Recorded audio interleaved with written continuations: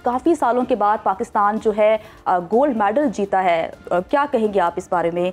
कितना खुशी का मौका है ये तमाम पाकिस्तानियों के लिए? ये देखें, बिल्कुल जन्नत ऐसे ही है जैसे हम वर्ल्ड कप की खुशी सेलिब्रेट करते हैं, समहाउ उतनी बड़ी अचीवमेंट है, शायद उससे भी बड़ी, क्योंकि ओलंपिक्स के अंदर हमने जानते हैं कि पूरी दुनिया से 205 ममालिक से 10,500 के करीब एथलीट ने पार्टिसिपेट किया और पाकिस्तान ने अभी तक ओलंपिक की हिस्ट्री में टोटल 10 मेडल हासिल किए हैं, जिसमें से 8 हमने हॉकी में, एक हमने 1960 में रेसलिंग में और 1988 के अंदर हमने हासिल किया था बॉक्सिंग में। तो ये एक बड़ा अनफॉर्चुनेट था कि अभी जो स्क्वाड भी हमने नज़र आया वो सिर्फ 7 हमारे पार्टिसिपेंट थे टोटल पूरे पाकिस्तान में, जो दुनिया के सबसे कम अगर आप देखेंगे एथलीट तो उसमें शामिल होता है। तो अरशद नदीम की अगर बात करें तो ये एक ऐसा टैलेंट जिसे वन मैन आर्मी कहना चाहिए, ये उसकी प्राइम एग्जांपल है। डिस्पाइट ऑफ ऑल ऑड्स, जितनी प्रॉब्लम थी, जितने प्रॉब्लम के साथ, जितना आपको फंड्स की बात कर लें, फैसिलिटीज़ की बात कर लें, डॉक्टर्स की बात कर लें, अब देखें ना कोविड आया और नीरज चोपड़ा को जर्मनी भेजा गया प्रैक्टिस करने के लिए लास्ट ओलंपिक से पहले टोक्यो में जो हुआ था, जिसमें वो गोल्ड मेडल हासिल कर चुके थे। तो ये अपने गांव मियाँ चन्नू बांस के साथ प्रैक्टिस करता रहा। इनका मैंने 2-3 दफ़ा इंटरव्यू किया, वो हमेशा वो प्रॉब्लम और ये चीज़ें बताते थे, बट एक चीज़ बड़ी इनकी ज़बरदस्त थी, वो ये था कि इनका जो पैशन था, जो रेजिलियंस थी। पाकिस्तान में बहुत टैलेंट मौजूद है और अरशद नदीम की इस कामयाबी के बाद हम देख रहे हैं कि हुकूमत बहुत बड़े बड़े दावे कर रही है। जिस तरह से आज चेयरमैन पीपल्स पार्टी बिलावल भुट्टो जरदारी साहब ने कहा कि जो आगे आने वाले ओलंपिक्स मुकाबले होंगे तो चारों सूबों से जो हैं वो लोग रिप्रेजेंट करेंगे पाकिस्तान की तरफ से। इरफान बताइएगा कि हमने माजी में भी देखा है कि बड़े बड़े दावे तो कर दिए जाते हैं हुकूमत की जानिब से, अमली तौर पर कुछ नहीं किया जाता, इस पर आप जरा कमेंट कीजिए। बिल्कुल आप ठीक कह रही हैं जन्नत, इसमें अनफॉर्चुनेट है कि ये डायरेक्शन बताती है कि हम एज ए स्पोर्ट्स अपनी वैल्यू क्या करते हैं। मेरा मानना ये कि पूरी दुनिया में आपकी जो रिकग्निशन कराती है वो स्पोर्ट्स करवाती है। क्रिकेट में देख लें, हॉकी में देख लें, हमें दुनिया में जानता कौन था? स्पोर्ट्स ने पूरी दुनिया को बताया कि पाकिस्तान में हॉकी वर्ल्ड चैंपियन बने, क्रिकेट में बने, तो अभी अरशद नदीम ने किया। अब ये देखें ना कि जब गोल्ड की एक लिस्ट आएगी ओलंपिक की तरफ से तो पाकिस्तान का सब्ज हलाली परचम जिस तरह कल बुलंद किया था, आज उनको मेडल पहनाया जाएगा तो पाकिस्तान का नाम आएगा। तो शायद दुनिया में बहुत से लोग पाकिस्तान को जानते ही ना हो, इसकी वजह से होगा। तो ये रिकग्निशन देना बहुत ज़रूरी है।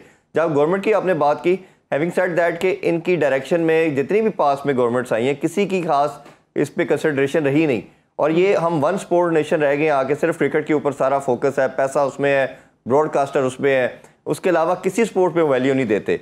तो ये अरशद नदीम ने सारों के लिए आई ओपनर है। ये लड़कों के लिए जो तमाम बच्चे बच्चियां आना चाहते हैं किसी भी एथलीट के अंदर, किसी भी गेम के अंदर, उनको बताया है कि डिस्पाइट ऑफ ऑल हार्डशिप्स आप कुछ भी वंडर कर सकते हैं, अकेला बंदा भी बहुत मायने रखता है। फिर इसी तरह गवर्नमेंट लेवल पे भी इन्होंने ही आई ओपनर एज वेल, उन्होंने बताया है कि आप किस तरह टैलेंट को ला के और अपने आप को दुनिया में रिकग्नाइज करवा सकते हैं।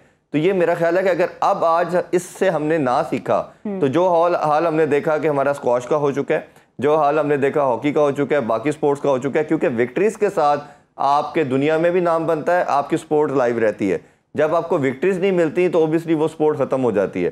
तो ये गवर्नमेंट क्या है, सबसे बड़ा ऑनर्स इन्हीं पे आता है, ये सबसे बड़े स्टेक होल्डर है। तो गवर्नमेंट को चाहिए कि अपने हर जगह पे स्पोर्ट्स बोर्ड एक बना दिया डमी सा, उसके ऊपर कुछ लोग काम करते हैं, वो भी आपके नेपोटिज्म के ऊपर उनकी तैनाती होती है। फुटबॉल का भी यही देखा हम हमेशा कहते हैं कि खेल जो हैं वो दोनों ममालिक को या मुल्कों को आपस में मिलाते हैं।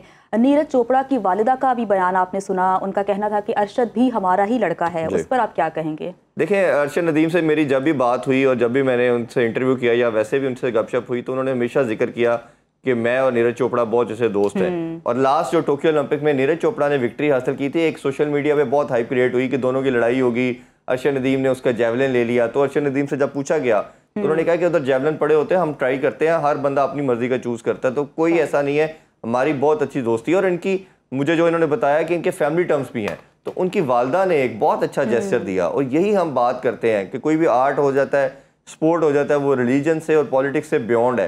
तो ये मैसेज हमें आगे ट्रिकल डाउन इफेक्ट इसका आना चाहिए, क्रिकेट के अंदर भी, हॉकी में भी, बाकी स्पोर्ट्स के अंदर भी, कि जो एक आपकी राइवलरी रहनी चाहिए, ये स्पोर्ट के लिए बहुत ज़रूरी है। और पूरी दुनिया जब ये देख रही थी, इवन जब कमेंट्री कर रही थी, वो भी यही कह रहे थे कि पाकिस्तान और इंडिया से बड़ी दुनिया की कोई राइवलरी नहीं है। तो ये स्पोर्ट को खूबसूरत करती है। और ये जो हमारा जो पूरी नेशन को डबल मज़ा जो फील हुआ ना कल, ये इसी वजह से हुआ है। एक तो गोल्ड मेडल का और दूसरा हमने नीरज चोपड़ा से गोल्ड लिया है। But despite of all the things, जिस तरह मैंने पहले कहा, हैविंग सेड दैट कि स्पोर्ट सबसे ऊपर है, इसको सबसे ज़्यादा वैल्यू देना है। और मेरा ख्याल है कि ये जो एक हेल्दी कंपटीशन, आगे वाले जितने भी कंपटीशन आएंगे, जब कॉमनवेल्थ में गोल्ड लिया था अर्शद ने, तो उस टाइम ये बहुत बात की गई थी कि नीरज चोपड़ा नहीं है इसलिए अर्शद ने गोल्ड ले लिया।